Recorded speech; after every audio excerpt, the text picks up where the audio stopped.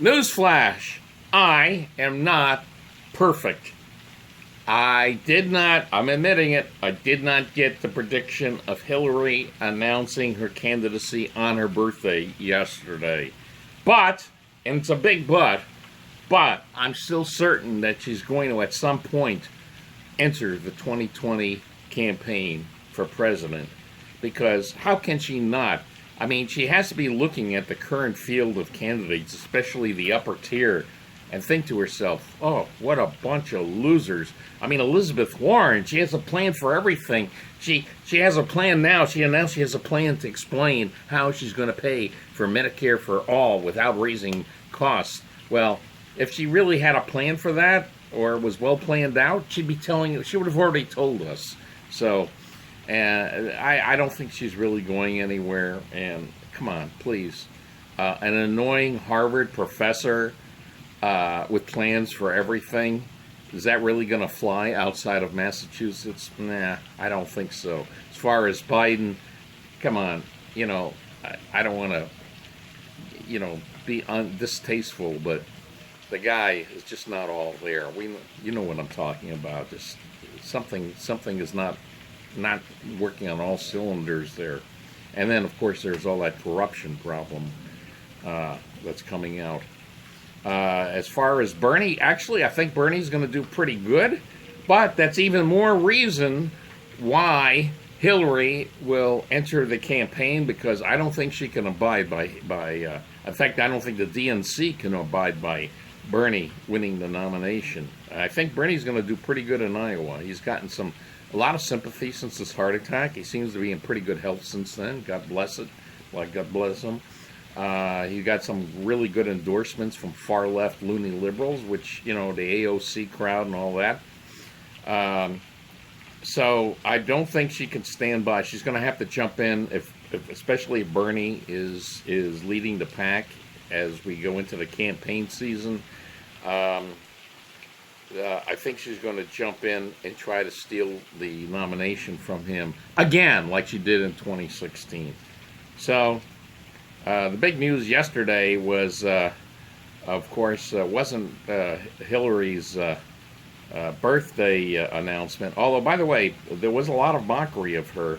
There was a lot of, the Trump campaign, and a lot of conservatives were reposting her tweet from October 26th, 2016, where she had a picture of herself as a little girl, and she said on October 26th, she posted, she says, "Happy birthday to this future president." Right. So there was a lot of mockery about that, and by the way, that mockery is even more incentive for her to enter the campaign and take her vengeance. Of course, she will ultimately lose to Trump.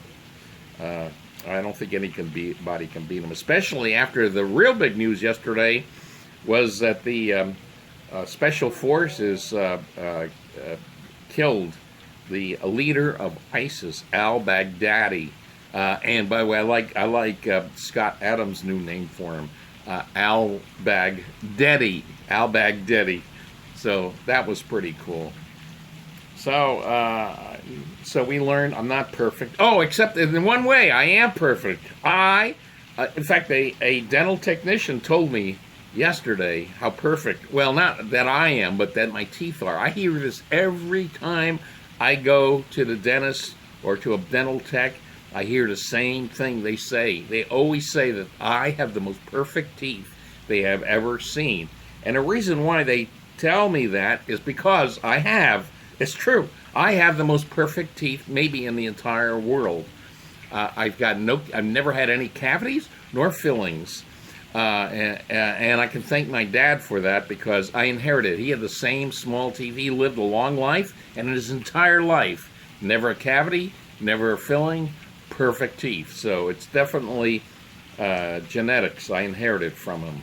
But what I also might have inherited from him was to counterbalance that, just so you don't feel so. I'm just telling you this so people don't think don't feel so jealous about my absolutely perfect teeth.